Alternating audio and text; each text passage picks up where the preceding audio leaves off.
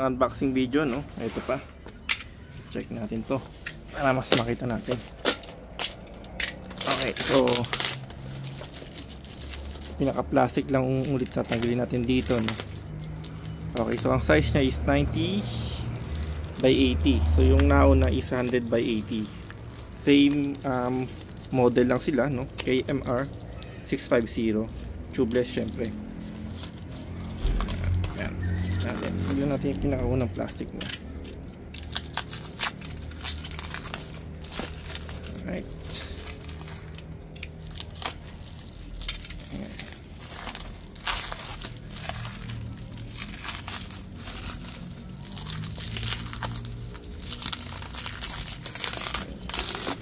Yun. Siyempre, mayroon naman siyang kasamang handle grip. Ayun, oh. Ayan. Sakto, oh. Ilagyan natin parehas yung handle grip para apat. Para mayroong pati yung sa likod na angkas may kasama ng handle grip. Para kasama siyang bumobomba sa. Ayun. Okay.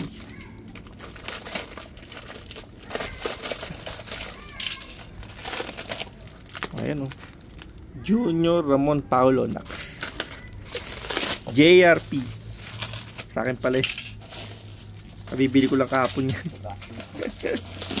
Nalugi yung kumpanya ng JRP, binigay sa akin. Ayan.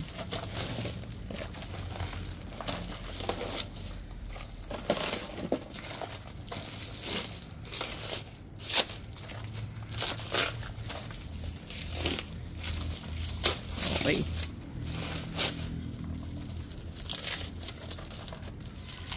Tignan natin mismong gulong. Ayan. Pero syempre kasi nag-request tayo, kailangan gusto ko ako 2025 na manufacturing date. Check natin yung manufacturing date na, no? Okay, so yung ito yung kanyang tire sealer, ano, parang laman loob lang, oh. Mukha rin laman loob ng gulong. Kaya sa loob talaga siya. Ayan. Ayun, ayos, oh.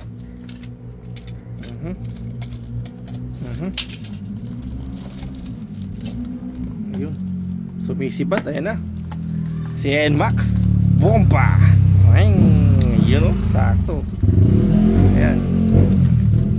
Okay, so kompleto naman. Meron tayong tire sealer again. Pito, tapos wala kamatayang GRP yung ating gulong. Pero check na natin siya, no? Kasi nag-request tayo ng 2025 manufacture date kung okay naman, no? Kasi nag-respond naman si seller. Kasi kailangan natin ma-check yung kanyang manufacturing date para at least sulit na ngayon talaga siya nagawa. Ngayong taon or fresh from the factory. Okay, so yun pala yung parang pula na nabasag. Meron siyang pamprotekta. Eto guys, ayun. Meron siyang pamprotekta dito, no? Ayun, para hindi siya mapitpit, ano? Ang galing, ah. Ang galing pala yun. Kala ko kanito sira na yun. Ayun. Diba? Nice. Very nice. Yeah.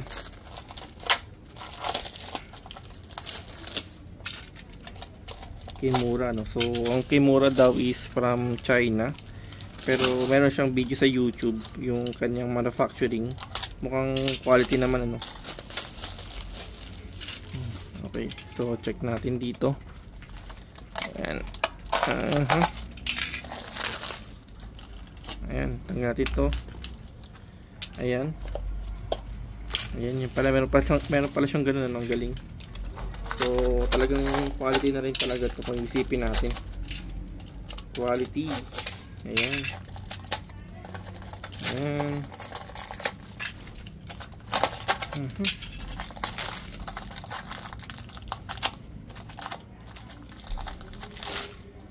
Okay.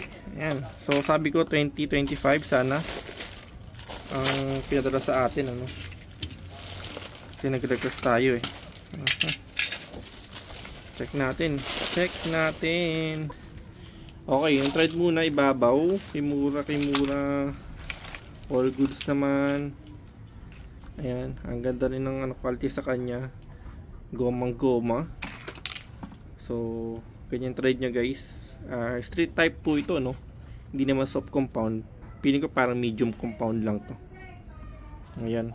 Tapos 90 by 80 by 14 again. So, okay guys. Sakto. 1725. So, 17 weeks and 2025 ano. To year 2025 po yung ating pedala. All goods.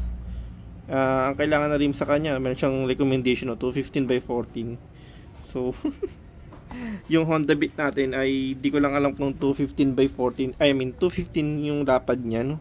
Pero standard siguro baka mga 1.8 lang siya. Pero recommended 215 para at least guys, bukang-buka siya.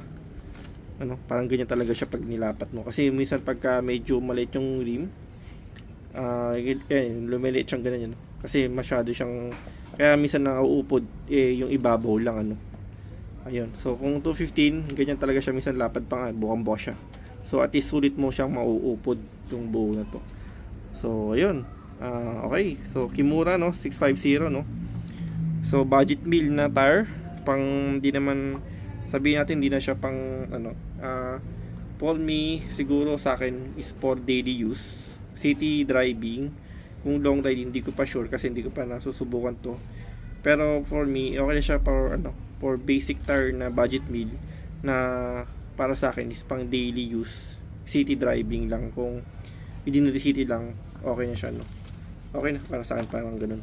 Okay, so yun, 2025 naman siya. So, okay siya, goods. Okay guys, so update ko kayo pag naikabit na. And thank you for watching po.